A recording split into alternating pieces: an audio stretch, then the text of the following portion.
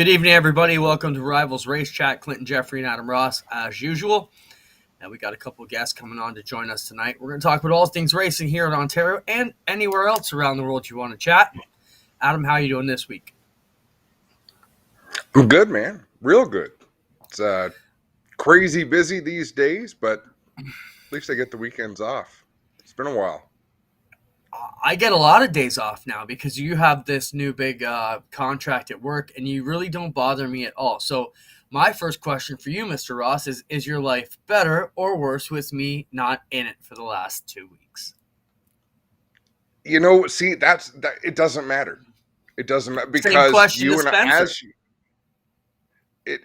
because we're in this for better or worse. It doesn't matter if it's better or worse. It's the cycle of life. It'll be better. Is it better when we don't talk? Yeah, for a couple of days, and then you think, oh, I haven't talked to Clinton in a while. I'd like to talk to him again. And then I talk to you again and realize, shit, I missed those couple of days when we didn't talk. See, I was going to say it's a lot like a marriage, but that wouldn't have been a good description the way you have finished that one off. So we'll just move on from that. But I hope things are going well.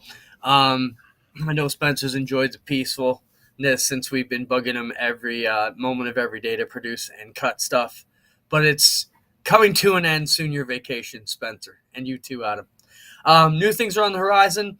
We wrap up what would be racing season, but it would kind of be banquet season for me. You know, my biological clock is thinking, where would we be? I think right now we'd be gearing up for a banquet this weekend. At our weekend Friday would have been our banquet, and moving on from there. So I think Monday for me is the official turning of the page from 2021 into 2022 racing season.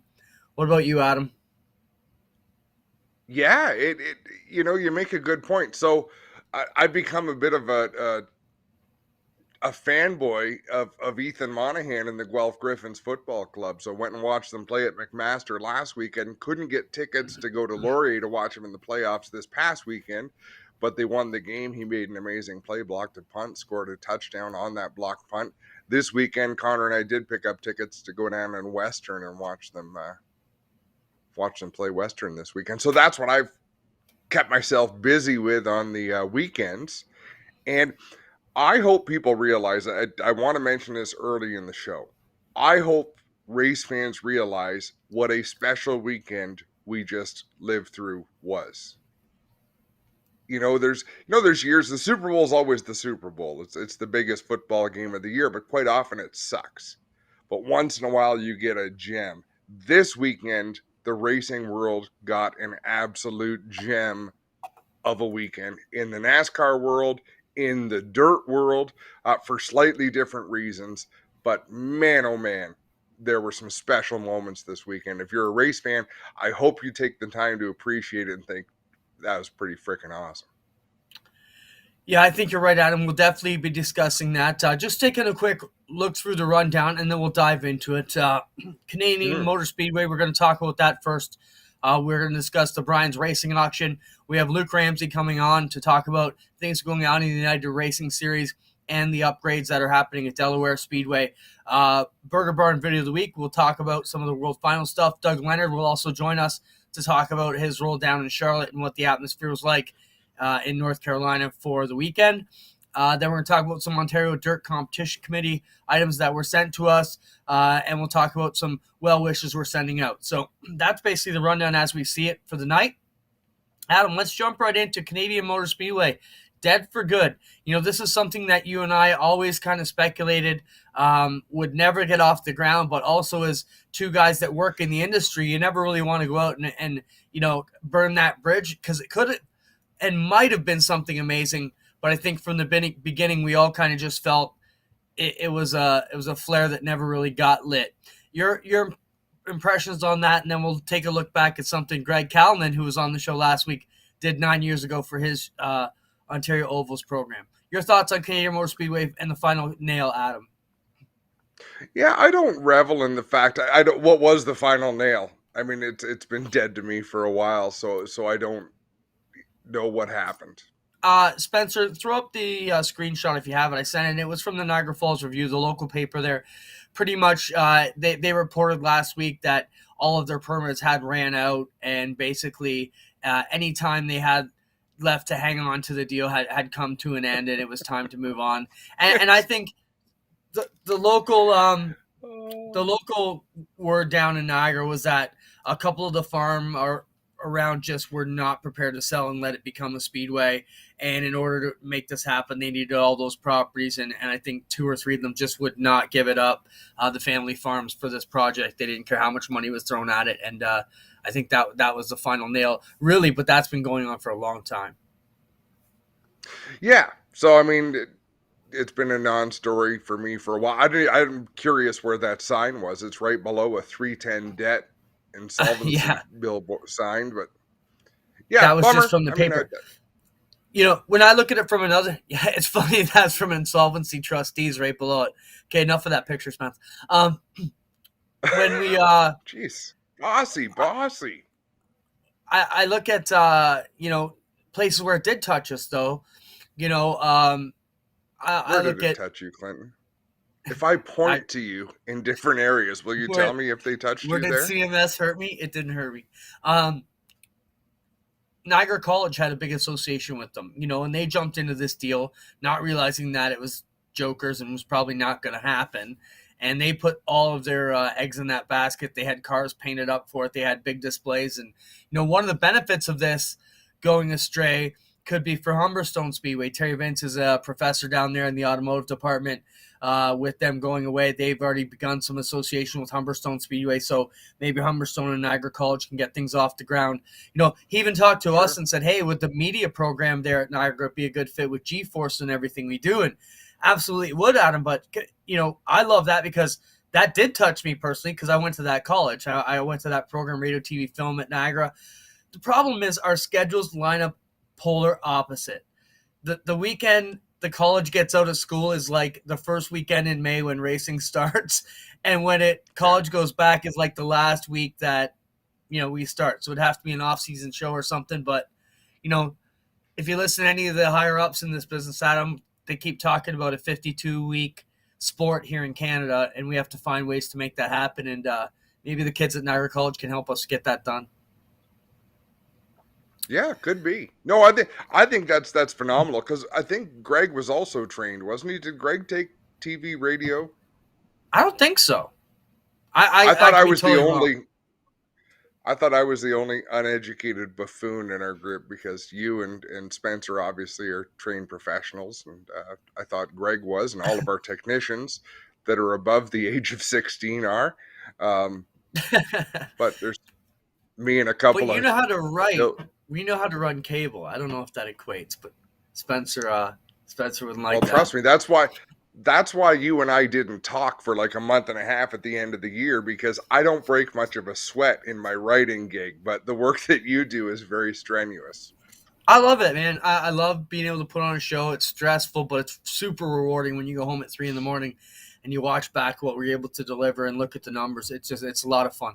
Um, I was talking to Daniel and Spencer, and one of the young kids who, when I used to announce every week at Humberstone, well, now he's like 14. He come up to me, tearing everything down at the end of the night. We were the only ones there, and he walks up and goes, Clint, what happened to you? You used to be an announcer. Now you do this. And I was just laughing. But hey, someone's got to pack up the trailer and go home because Adam's off halfway sleeping on his way home probably by the time we're up getting the cameras down. Anyways, Brian's auction, racing auction. Adam, let's turn the page on that. Excited that's going to come up in January. Once again, show the address if you've got it, Spencer, for Joel Lillycrop. You can reach out to Joel, get in touch with them. Adam, items have started to roll in for it. Excited about it. Thoughts on it? Well, let's talk about the items. The very first one. Well, I shouldn't say the very first, Clinton, because you had some that came in.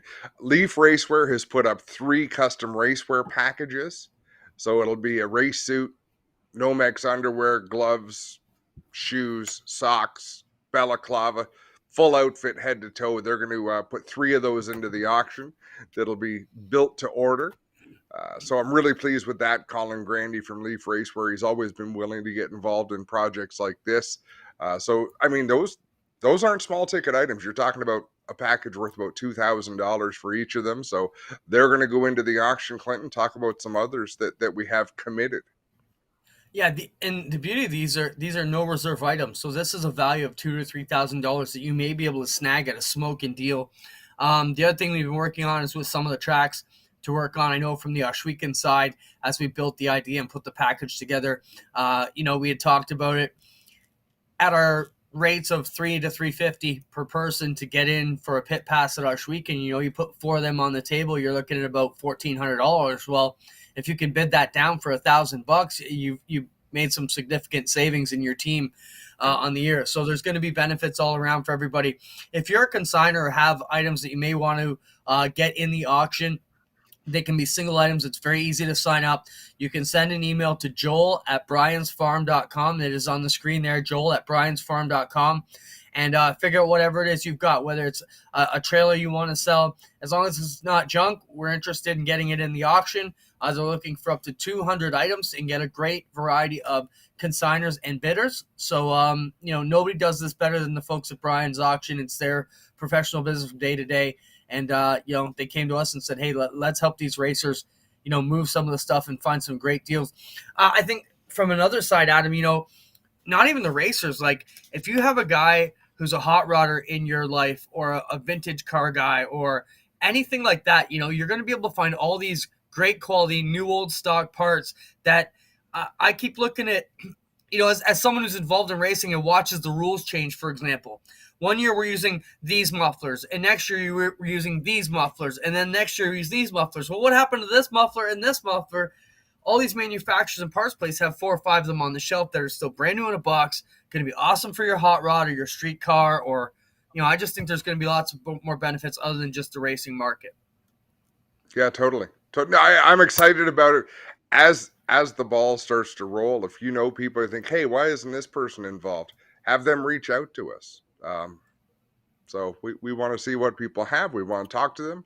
And again, we'll put them on to Joel Lillicrop with Brian's Auctions and get you set up directly with them. We're doing is streaming the event and helping to promote the event. We're excited to build something from the ground up with Joel Lillicrop, Ken Lillicrop, and they're racers themselves. If you're curious how that came about, the Lillicrops have been racers for a long, long time, so there's some ties there.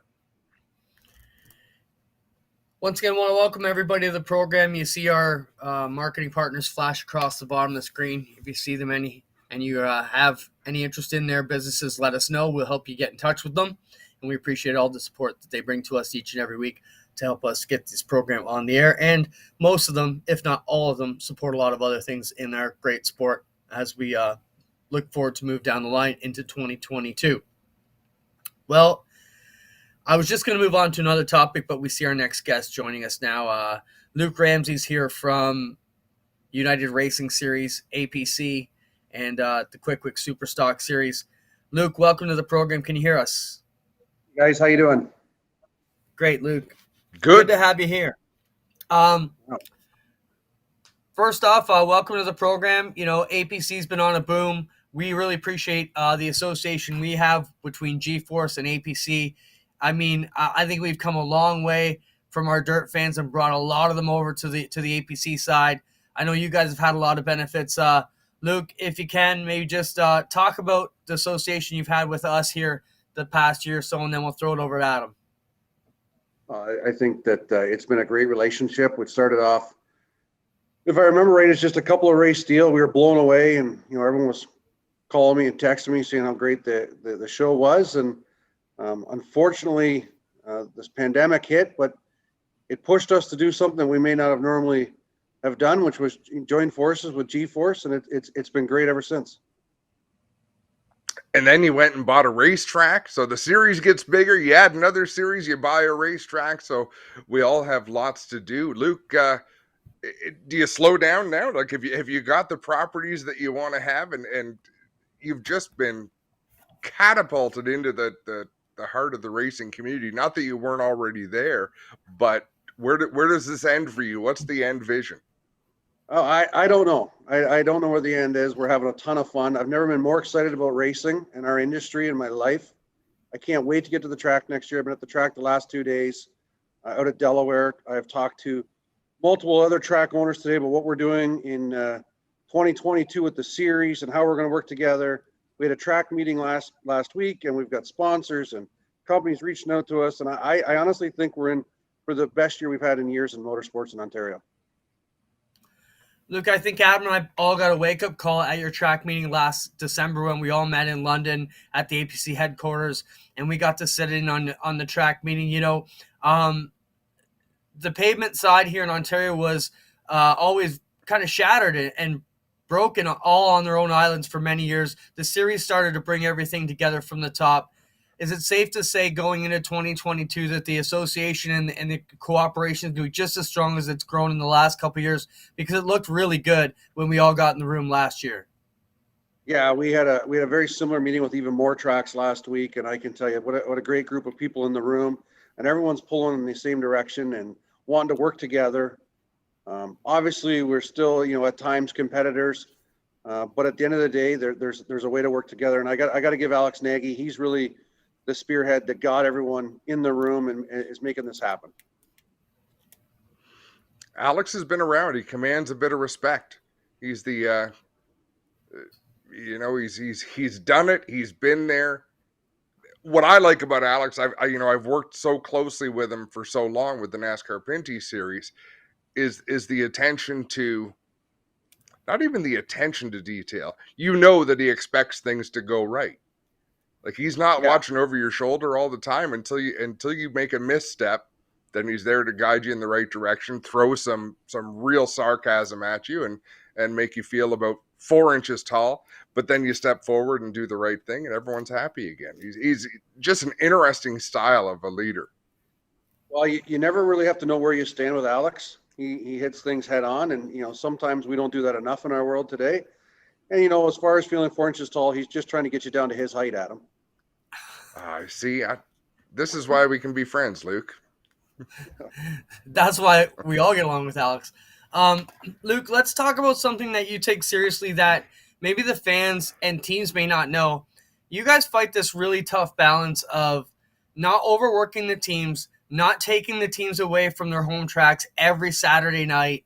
So it's that balance between, putting together a series that works for you guys, but also not taking the top divisions or 2 of the top divisions on a lot of these weekends from a lot of the home tracks.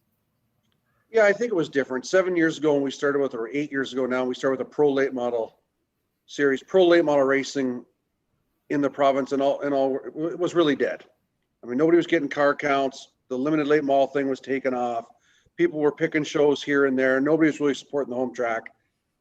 So, that was one thing to get that going and get something happening. With the super stocks, it's something different. I mean, that is a collaboration. It's a group effort between all the tracks to get on the same rules package. And I think that their championship depends on the guys running the home tracks. And I think it's important we don't lose sight of that.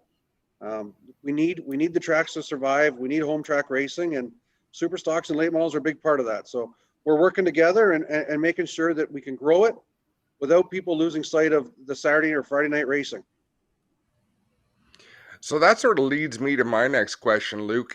What can people expect? What can race fans expect? For one, when might they see a schedule for 2022? And is there anything that you can let out of the bag that might be quite a ways different than things that you've done before? Or is there anything that you're committed to right now that we can start to get the fans excited about the 2022 schedule?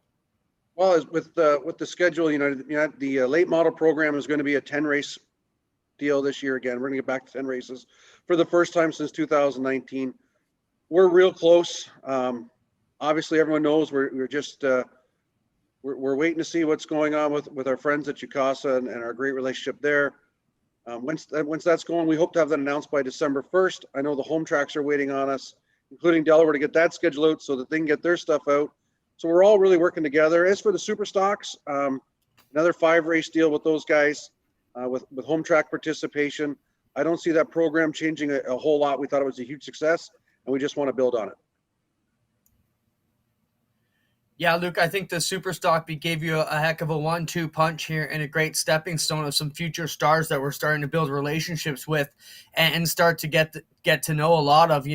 When you look at guys like Zardo and Teamersma and all these young up-and-coming kids with some great attitude and, Trevor Culver, you got some real upcoming pros there. I think that division was great. the folks at Quick Wick got behind it wholeheartedly, and you built some good relationships there too.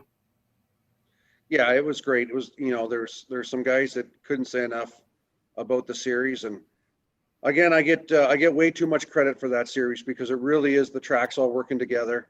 The United Racing Series markets it.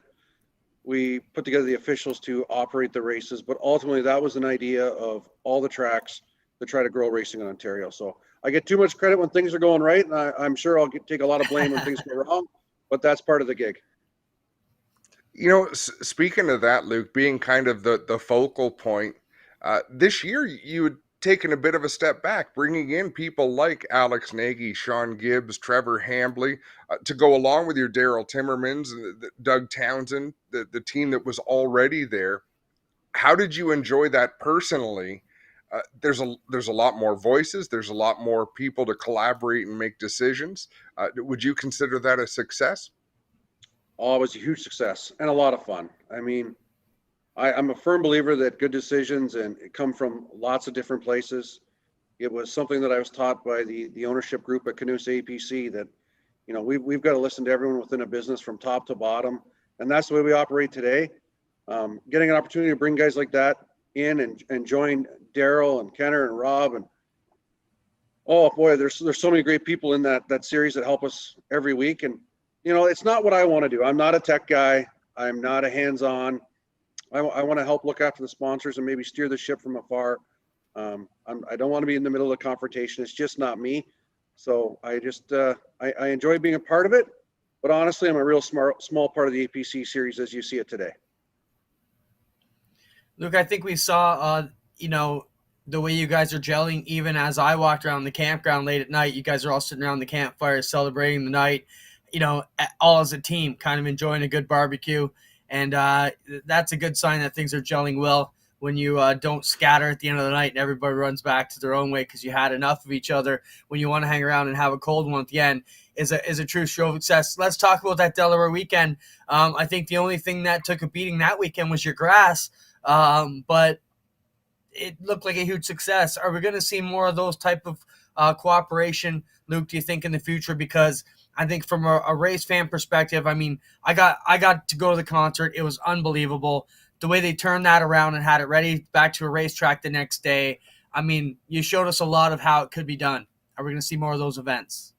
Yeah, I think you're going to see more of those events. I think that's what we need as racetracks. We need large weekends.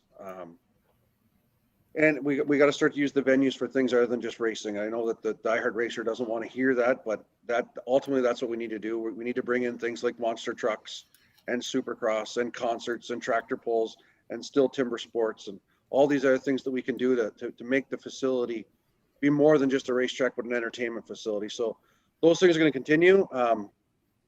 Hoping for bigger and better things. We're planning a couple of huge events next year at Delaware Speedway.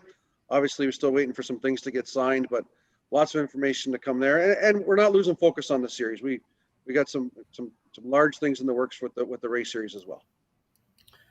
Adam, if I can just jump in here, Luke, while we got you here, you talk about that, but your home track series on Friday nights was a huge success. They're there getting it broadcast locally. That was a big thing for you guys. There was a lot of positive things from Friday night. I, as a guy who also runs the other Friday night track at our weekend, I felt like Delaware was stealing all the headlines this year. You guys were really putting the Friday night program back where it needed to be with all the history it has. You got to be proud of what happens just on Fridays, not necessarily with the series also. Yeah, I'm super thrilled about what managed to happen at Delaware Speedway. Again, I'm probably the smallest piece there. I mean, the ownership group, I joke all the time that there's a little mat you walk over when you come into the place, and that's about how much I own. These guys jumped in and they gave us the tools we needed.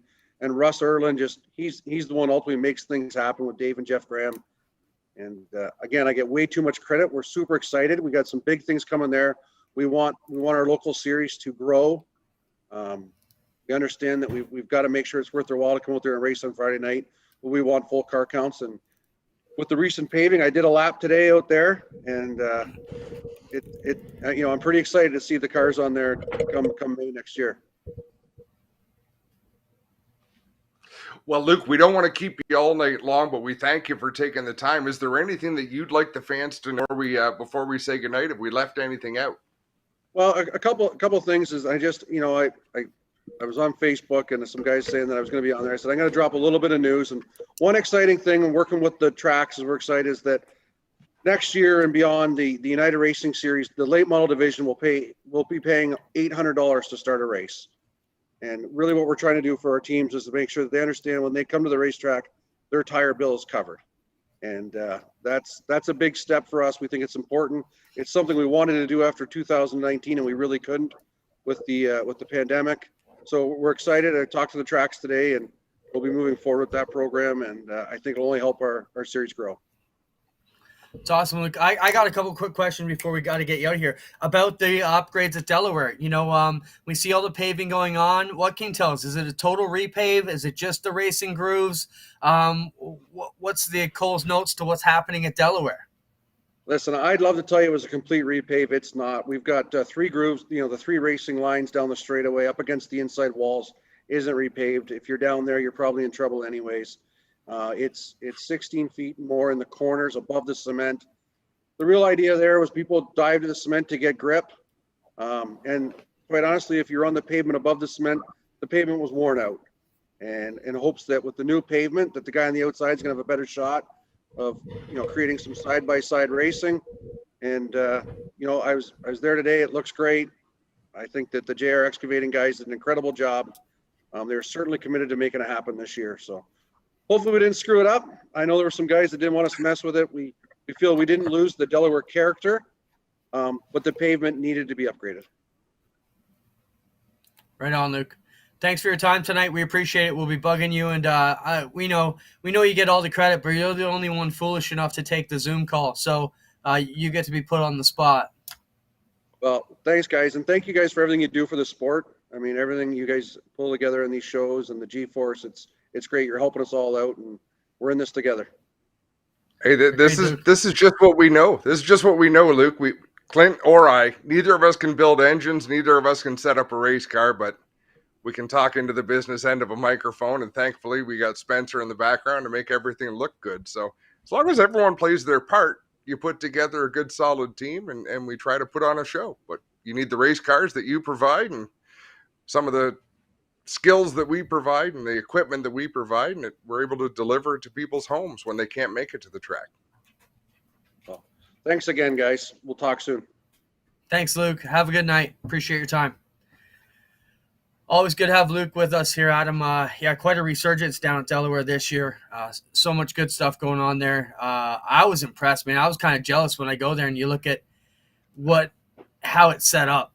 It's just a perfect place to watch a race. It really, you can see why there's such almost a cult following of Delaware Speedway, such a solid base in London. Ask me what I did, Clinton. Ask me where I disappeared to. Where did you disappear to? I get this whole setup here I got everything. I was here on time, which you well know. I was here before you were this week, ready to go, all set up. I'm just asking Luke that question and my screen fills. Your battery is critically low. I forgot to plug in the friggin' computer again. So, you have anywhere from 4 seconds to about 45 seconds to get it plugged in. Oh shit.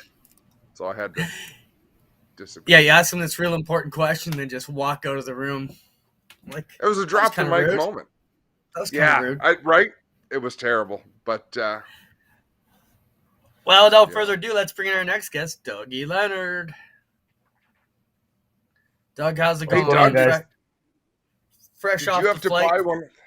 Yeah. Did you have to buy one of those expensive COVID tests to come home? I did $150. That's bullshit. Hopefully they change those rules. I'm going away next month. I don't want to. I welcome you back to the country. You're no sicker to me than you were before you left. Yeah, no, you can do an antigen test going over, which is $40 at Shoppers, but you need a PCR coming back into Canada. So $150 at a lab around the corner. And So, Doug, you go from not getting to the States to do your job with the Super Dirt Car Series to going down to 2 of the biggest events at the end of the year. Must have felt really good to get back down to Charlotte and be part of the major event. Spencer, feel free to run any of the imagery as we talk about it. But Doug, pretty cool. The 4 wide is always amazing down there. Yeah, I mean that 3 division 4 wide we do on Friday nights. I mean it's a spectacle. I mean it's exciting. It's jaw dropping. I mean, it just gets the juices going. Mike Cass, the World Outlaw sprint car race director, he runs it. So he wheels the sprint cars out, and then we fill the late models, and then the big block modifieds behind it. I mean, you see the pyro going off, and they roll down the front and let those fire bombs go off. It shakes the tower. I mean, we're up in the upper level, the windows rattle, but you feel the heat. It's amazing. It is an impressive sight. Do you get much blowback from the teams, Doug? Because there are some racers who want nothing to do with that kind of pageantry. But I think most people realize it's fairly important. Do you get much complaining? They bellyache and that. I mean, it's joking, but at the same time, they're kind of serious in that they don't want to do it. But they understand it's part of the show. I mean, and that's what this is. That is an event. It's 3 divisions claiming their champions at the end of the year, but it is an event. I mean, 14,000 fans and more with people in the pits. Those 3 divisions, 40 plus cars in all 3 divisions. They understand it. Adam, if I gave it the 24 car starting lineup, do you think you could pick out who the 3 biggest complainers would be off the paper? You asking me? Yeah. No, I actually couldn't. Doug?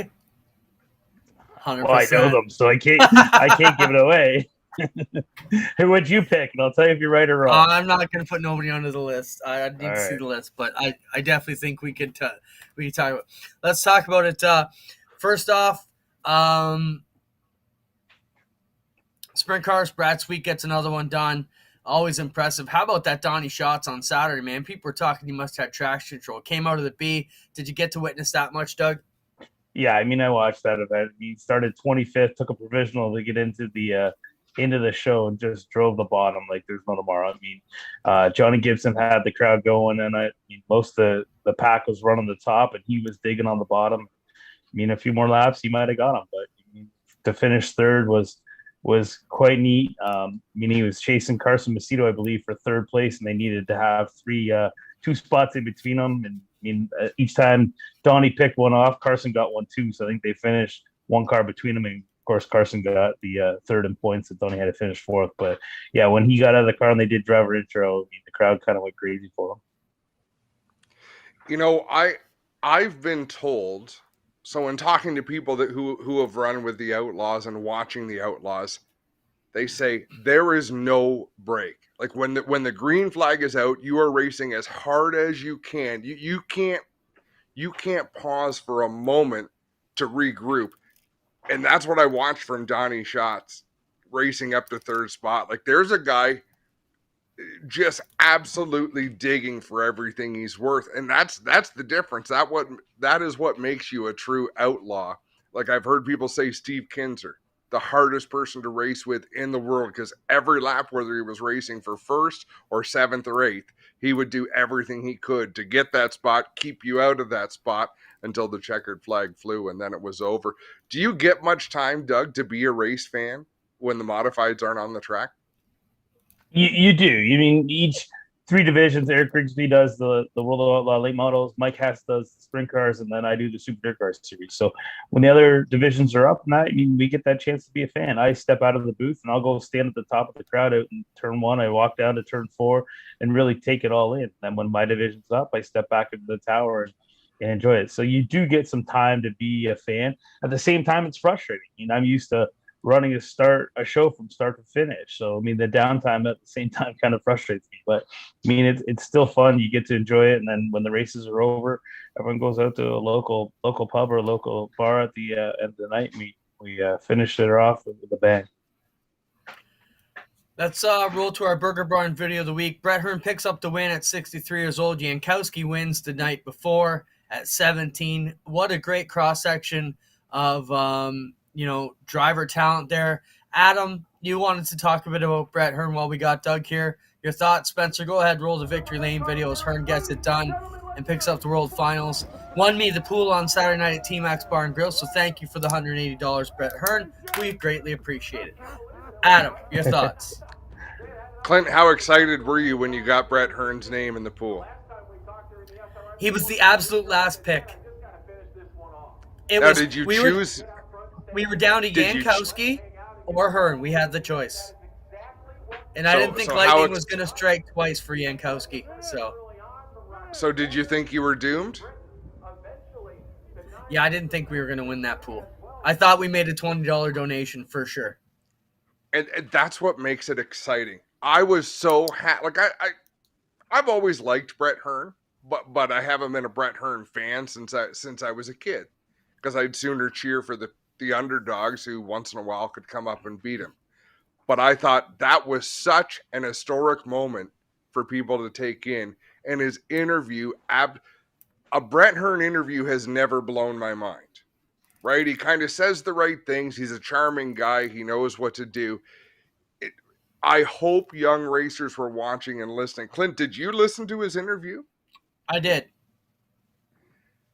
For Brett Hearn to say he clued in, he had an aha moment that he hadn't visualized himself going to victory lane. He hadn't visualized himself winning that race. How can you possibly win if you don't see it happening, right? You can't make something happen unless you can see that in your mind. So to see someone who's won 919 times talk about something so fundamental, I don't care if you're a hockey player, a soccer player, if you can't visualize the puck going in the net, the ball going past the goalie, right? You can't possibly ever do it. And Brett Hearn led us in to show us that even when you were a legend, the best to ever strap into a certain type of race car, you still have to go back to your fundamentals. You still have to believe in yourself and see the goal to be able to make it happen. And that blew my mind. Doug, can you hear the interview from up in the tower? You could. And it was you're right. The guy strapped in the race car 5-6 times this year. I mean, yeah, he started on the pole, but he dominated the race. I mean, he had some challenges and all this stuff, but yeah, it was kind of cool. And I think Matt Shepard's interview was even better. He called him the GOAT. I mean, and we talked about it afterwards. I mean, Dean Reynolds and myself were having a conversation. Matt Shepard's 40 years old and says he's got 400 wins. I mean, Brett Hearn's 63, and he's still 520 races or wins ahead of him. You know what I mean? It's a record that I don't know will ever be touched. Good call. Moving on out of there, let's talk a bit about Oshweek and Doug. We start to get that schedule ready. Well, quickly back, Dean Reynolds moving on from the Empire Super Sprints. His role had picked up at Super Dirt Car Series. What did Dean have to mention to you about moving on out of the sprint car world? I hadn't heard it until he told me this weekend. And I was kind of shocked. I jokingly call him a Smurf. I mean, he bleeds blue. And I mean, it's in his blood in that. But he said it was time for him to move on. I mean, being the director of the Northeast, it's taken up too much of his time, and he says it was time to pass the sword on to someone else. So I mean, he felt he walked away and at the right time and left it in good hands. So. Adam, the one thing go ahead. To his credit, I thought Dean Reynolds balanced those roles fairly well. Like those are two significant jobs that he had. I thought I was concerned when he was first went over to work for Dirt Car, thinking, boy, this seems like a natural conflict of interest. But Dean is racing first, right? He just loves the sport. Right, but I think also being with ESS for so long, he had contacts with tracks. So when it came to time to setting up on the Super Dirt Car Series, the 358 Series, the Sportsman, the Pro Stocks, he could go to those owners and promoters and probably talk to majority of them through his ESS time. So, I mean, the more and more the Northeast grows, I mean, I guess let's talk to Bicknell, Troy, or Geo, and look how many cars they're building. It just gets bigger and bigger every year. At one point, I think now's the time to walk away, and I need to concentrate on that. Well, yeah, and the other strength Dean had, when he came over was not only the relationship, but the ability to know the challenges each track has. Okay, this track has money. They're not afraid to spend it. These guys are the cheaper end of things. It helps a lot when you start, going into negotiations, knowing what each track is up against. Right. Doug, I think we want to talk about a bit inside business here, and maybe Adam. I think a lot of us were shocked when Dean went to the Super Dirt Car Series that they didn't buy the Empire Super Sprints or some form of a 360 sprint car like the ASCS and have the perfect 360 tour. I mean, they had it all there. Dean was there. I think I was shocked that that still didn't come together before Dean left. Adam, you want to touch on that thought, maybe? Well, I just don't know that it's in their purview, right? I don't know, with the World Racing Group having what they had, did they need it? I could see your point, but it's probably just a matter of what wasn't I don't in think their they vision. needed it, but they could have made it work on the cheap, I think. Doug, I won't put you on the spot there because I know you're with those guys. 3 $10,000 to win minimum shows coming up at Usher Weekend. 3 versions of the Nationals. We're looking at one in July, one in August, one in September, tentatively right now.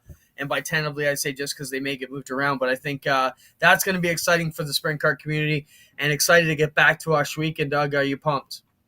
Oh, heck yeah. I mean, I have yet to be out there, but anybody who's told me they've taken the trip out there and seen the facility, everyone's raring to go. I mean, we see it on Facebook. We get messages. I know I do. I know you do. It's like, well, what's going on with us? We get that's our Friday night home. I mean, certainly for me, it's 15 minutes down the road for me. So, I mean, I'm certainly itching to get back. And I know Glenn's put a lot of work and a lot of improvements in. I mean, these 3 big races, just working with the Knights of Thunder. When we put that announcement out that that's going to happen, they certainly appreciate 3 big opportunities of payouts. Right on. Anything you want to add to Doug, Adam, before we let him go?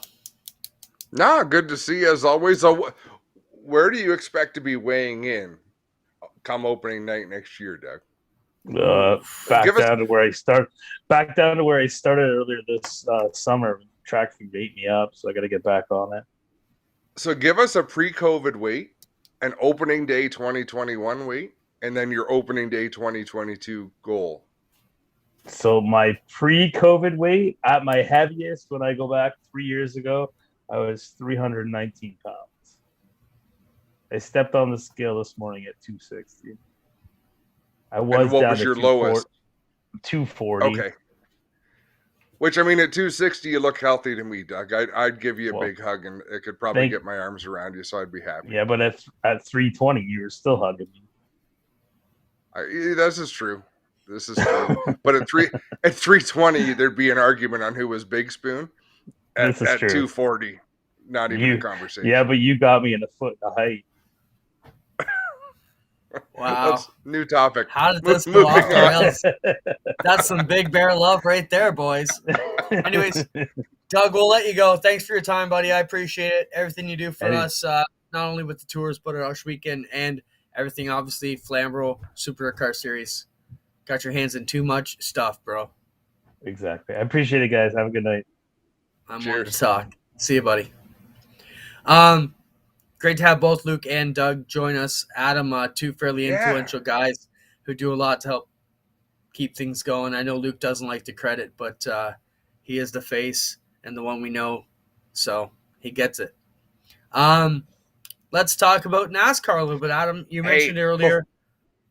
Go ahead. I want to go back to Charlotte because it was worth mentioning, and we talked about Matt Shepard calling Brett Hearn the GOAT, but all of the interviews we saw, I thought were fantastic. On Friday night, there was a lot of appreciation thrown towards Jankowski, and I thought that's great. How often do you see a teenager win and people really appreciate that, right? There's often a tone of, do they really deserve it? There was none of that. There was just great job, super happy for that kid. And then with Brett Hearn winning on Saturday, same thing. The interviews by the rest of the top 3 were super classy. And I even loved Donnie Schott's interview finishing 3rd, where he stays true to his character and says, that's not what's expected of him.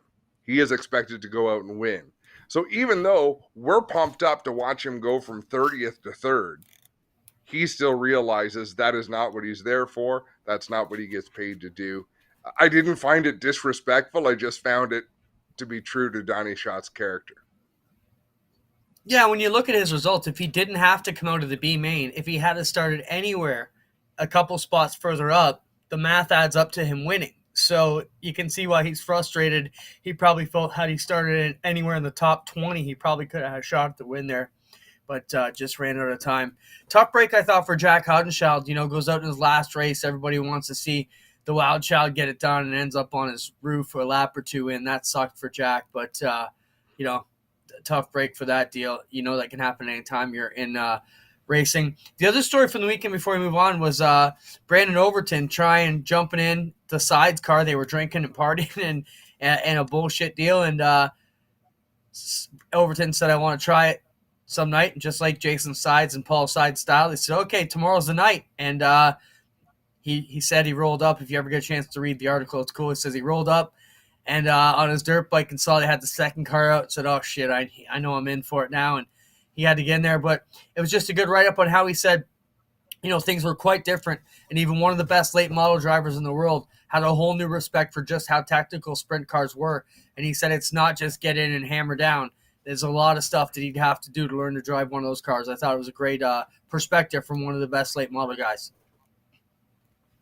For sure. And a good story. If you look around long enough at a racetrack, there's so many good stories. And I'm glad there's people in the media business who are savvy enough to show them, to tell the stories.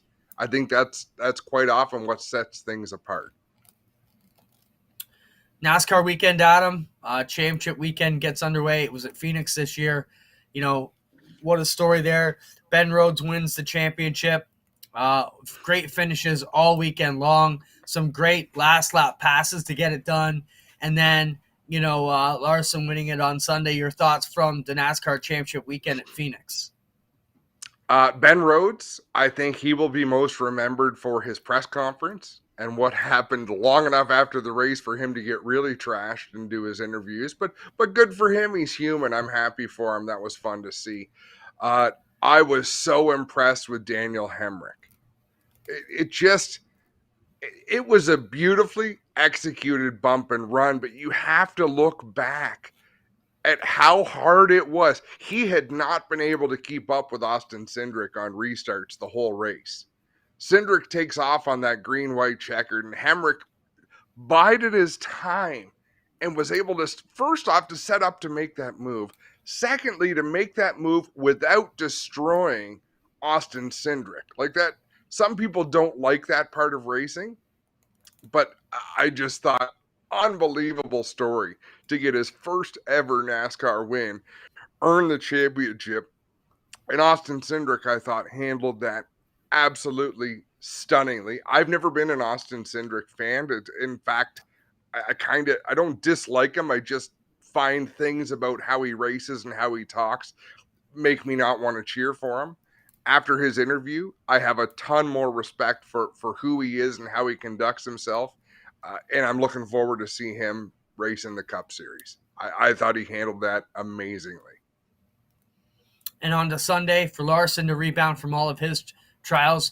What a season he's had. Man, you look at right back over all the disciplines from the King's Royal to the Chili Bowl, right on through it all. Unbelievable season for Kyle Larson. It was phenomenal. And to watch him drive, like, we don't realize how hard these drivers are racing these race cars, how close to the edge of control. In fact, to go back to Saturday, a big shout out to Noah Gragson, who drove his car directly into the wall by having to do something different, trying to do something to be a factor. I mean, he did everything he could. AJ Allmendinger early in the race, not happy with how the car was running. Like the commentator said, I thought the commentators were fantastic all weekend long with NASCAR. They were on point, reading things properly. And they read AJ Allmendinger didn't sound like a champion during that race on Saturday. He sounded defeated right from the start. You look at what happened in the Cup race, Larson losing some spots on pit road, and then ultimately, and who made the post? Was that shared in the yeah, it was in Jankowiak. Show that, Spencer. Yes. I thought the same thing watching it. How ironic that on the last ever cycle of traditional pit stops in NASCAR, it ends up being a pit crew that makes a difference in winning the championship. They gained Kyle Larson those 2 spots, and he drove his balls off to keep them, even as Truex was closing in the last couple of laps. I just thought it was fantastic. There's the old Caitlin shotgun that's become so famous since last summer when he was out whipping him up on the dirt. Good to see Kyle Larson.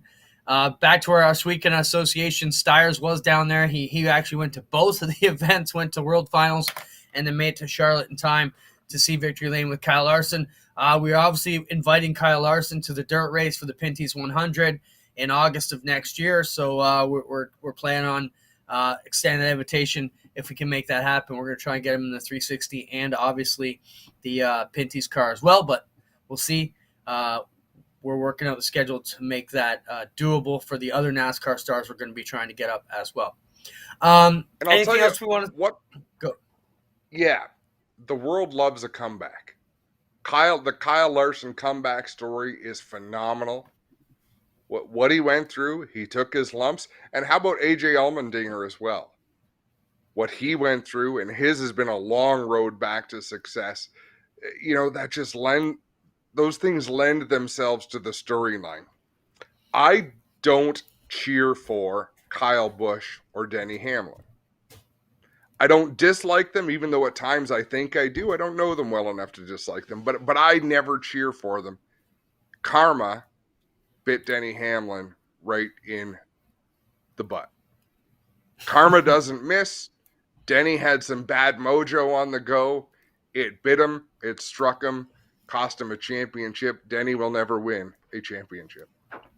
Wow, that's a bold statement. We'll never win a championship. Well, I'm tired of people calling Denny Hamlin the best NASCAR racer to not win a championship because Mark Martin is the best NASCAR racer to not win a championship. So not only will Denny Hamlin never win a championship, he will never be the best NASCAR racer who has not won a championship. I like that. That's something we can agree on. There you go. A quick story there for me. We were young announcers at Oshweekend, maybe 10 years into it. We had a sportsman racer who was cocky all the time. Used to have a few beers and tell us how great he was, but he wasn't that great. I'll tell you who it was off air. Anyways, calling his race, and he goes on to win a race. And I call the race. So-and-so wins the only race he's ever going to win, and that wasn't what I meant to say. Subconsciously, that came out of me naturally. But what I meant to say was the first race he's ever won. And didn't the gentleman pass on? And it was the only race he would ever win. It was the only race he ever won. But I didn't. But like, that just subconsciously that came out. But I was really trying to say, like, it'll be the only race he'll ever win. Or there, I just well, I've told you my story about Tony Kaczynski from Mr. Transmission. Yeah. So Yeah, you have to tell it again. He was with Canadian Tire for a lot of the years with the NASCAR Canadian Tire Series. Tony Kaczynski, not to be confused with Ted Kaczynski, the Unabomber. Every time I introduced that man, I had his business card in my hand because I refused to say it because it's going to be the time that you make that mistake. And it's not even an embarrassing mistake. It's, I just called you a mass murderer. Not Smart cool. move. I don't mind. I have no shame in reading things off a sheet of paper. I know there are people who can recite things from memory. I just feel comfortable having that piece of paper in my hand. Makes sense. I got a message today from one of our viewers, Kyle Tomaski, sent me this statement today, screenshot asking if we could talk about the Ontario Dirt Competition Committee. And he said, topic for tonight, as there being a worldwide shortages on race parts or supplies, race teams, meaning we, are thankful for things like the ODCC, Ontario Dirt Competition Committee, as there will be no rule changes to be made for 2022. And it's nice for these guys not to have to worry about getting anything. The ODCC was a great idea. It has proven fruitful for the tracks and the teams. I can tell you that an email went out today to the tracks to ask if they can get together tomorrow or Thursday night for a conference call to talk about Ontario Dirt Competition Committee updates and rules. We're at the end of the 3 years, Adam, where we had locked the rules in. So it's time to make a new plan.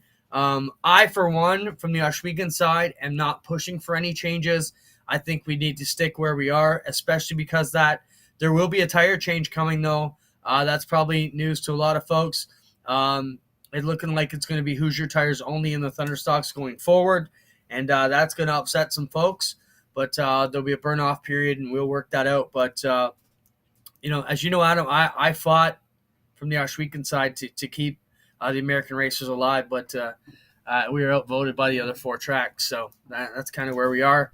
That'll be a change and maybe some news with folks. So we'll see how that one comes out over the next couple of days. Now I leaked that one out. But if there's anything you guys want to go ahead. You know what I think is good about that, Clinton, is Dave Bailey said in his interview after Humberstone that he credited his son choosing to go back to the American Racer tires. And it was just said as a matter of fact, and you move along. But that would indicate you got to have 2 sets of tires in the pits if you want to win, like to make that choice. And that's exactly the opposite of what, and I'm not saying, Dave Bailey is as cheap as anybody out there. He likes to do his winning on the frugal, but take that choice away from the racers, right? Because like you say, some racers prefer to run the American Racer. Some racers prefer to run the Hoosier. Yeah, and a lot of them are going to have both because it might be worth 0.5 of a second on lap 15. Racers being racers, they have to have it. So I think 1 tire is better. And either one, not Hoosier over American Racer, not American Racer over Hoosier, but pick one, make that the tire, move on. I'm with you, Adam, and I think you hit the nail on the head when you mentioned the Bailey interview. That, for me, was kind of the turning point. Now, I'd already lost the vote, but that was kind of the mental turning point for me to realize, damn, they do need. So you do need 2 complete sets of tires to compete with these top teams because they are making tire choice selections. That's why all the other divisions, that's why all the sprint cars, the Super Dirt Car Series, the Sportsman have 1 tire. That's the one you get to use. Everybody's on the same boat. And I think that was the biggest eye opener for me. So that's going to change a little bit. The other big thing, Adam, needs to be discussed, and is that crate motor situation. Okay, the crate motors were dug in pretty hard with the ODCC from the Thunderstock side. What do we do now? You know what I mean? Do you open it up to start allowing? And we've always had an open motor rule, but some guys have said, oh, the open motors need more. I don't think you're going to see anything change, but maybe we see more open motors come around, and start going that route. You have to be so cautious when you're making rules to not make specific rules based on a specific situation, right? Or not make overall rules based on a specific situation. And I know this seems dire right now, but I expect in a year from now, 6 months from now, this will be a story from the past. People will have moved on. It's a big deal right this second, but I think it'll pass. You don't want to create a nightmare moving forward when things have been pretty good up to this point. I think you're 100% right, Adam. That's a great way to put it. Don't be reactionary. So we'll let you know what happens with the ODCC meetings coming up. Next week, we'll give you another update. Blast from the past, Adam. This is something, so we're all cruising around Facebook. We see these different stories come up and down the pipe, and this is one where they brought in a board track for midgets into one of the baseball diamonds in New York. Pretty wild. Show that if you can, Spencer. Look at this setup, Adam. How awesome would it be to be an announcer at a place like that? It looks absolutely badass. Well, that's how racing used to go. It was on those board tracks, and that's when quite often race promoters were absolute crooks. Like, you had to get paid before they skipped town. There's a lot of stories like that. How would you like to go off that end, Adam? And these cars were flipping out of that ballpark. That's a wooden guardrail that ain't going to hold shit in a paper bag. And you're going to end up on all those turnstiles that held the 40,000 fans. Like, I can just see the drivers impaled like medieval times back in the day. Here's the write-up about it.